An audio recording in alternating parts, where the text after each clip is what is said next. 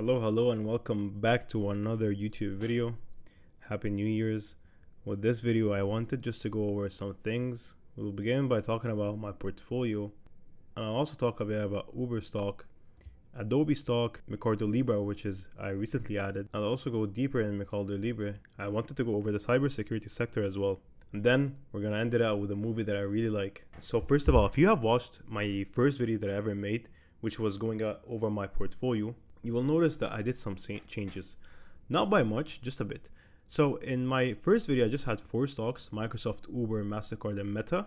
I started to research more in Adobe and MercadoLibre, and the more I researched, the more I was convicted in them, so I decided to buy them both. I already went over Adobe in a much more deeper video, but I think the company is heavily misunderstood and is trading at a very attractive price. The company today is sitting at a negative 20% this year. It's trading at a forward PE of 15, and their score, they look pretty nice. Their gross margin is 89%, which is incredible. Their operating margin is 36, and their return on invested capital is 57.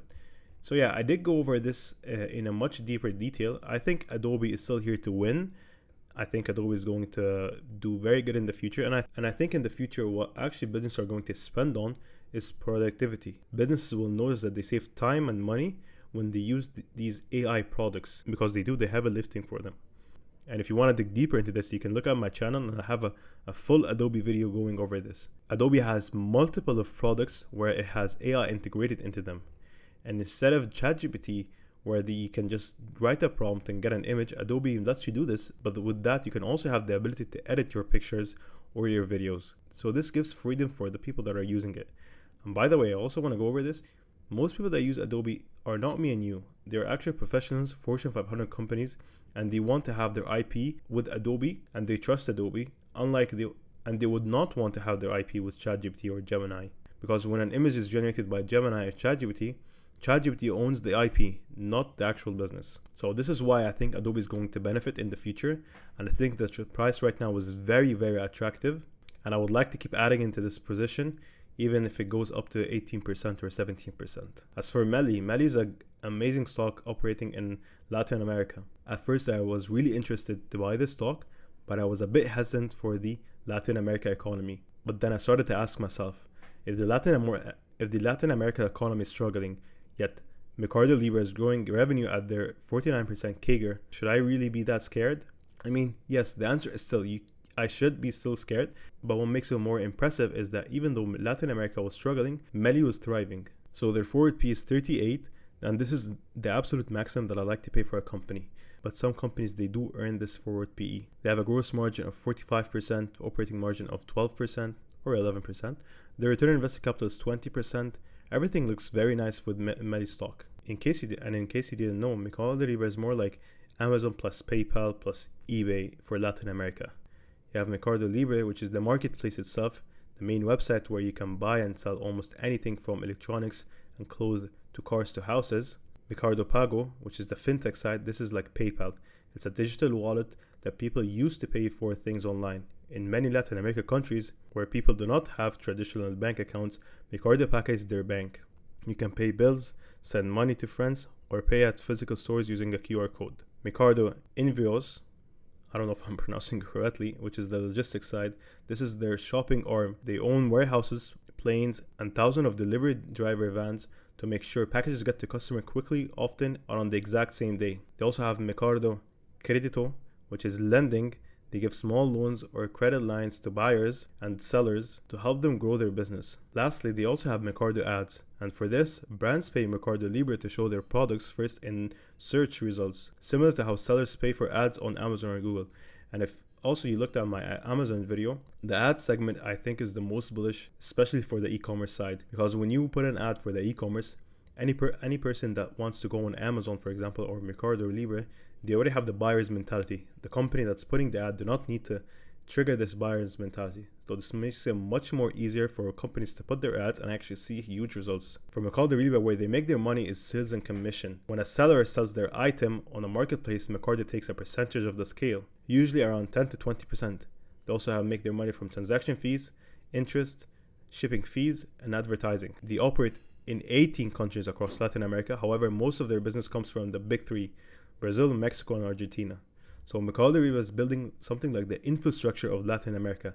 And Latin America needs a lot of new technologies and a lot of new development. So when you have a company like this growing in Latin America in 18 countries, it really stands out. It's like how Walmart is the standard for the US and Canada, for example. Every person uses Walmart.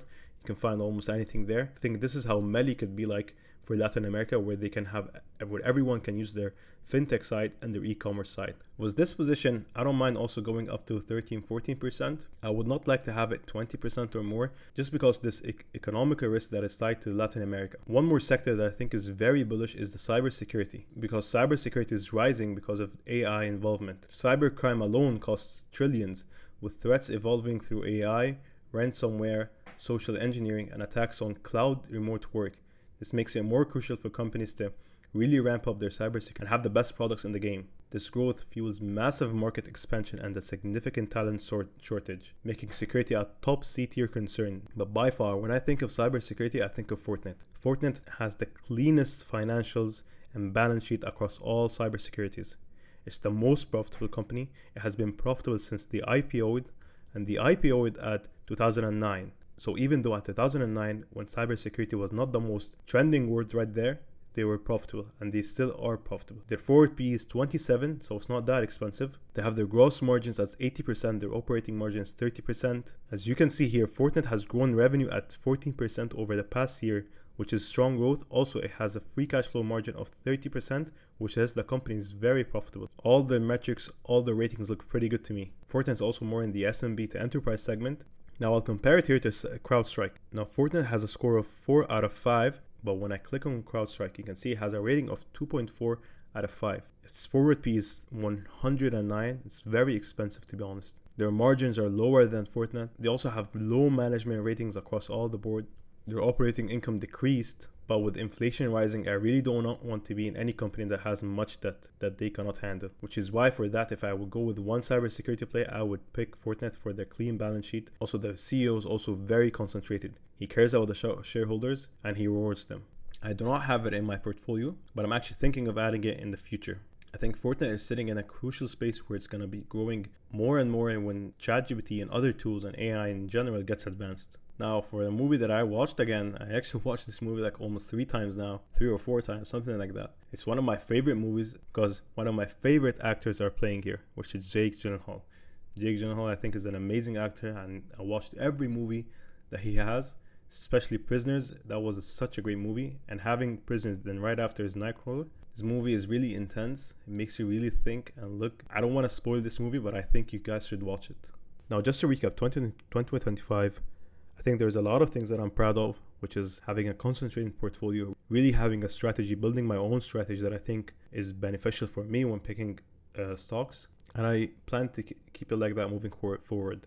My strategy includes, as you can see, quality companies with high margins, high moat, a bit of pricing power all across the board, high return on invested capital. These are some metrics that I care for.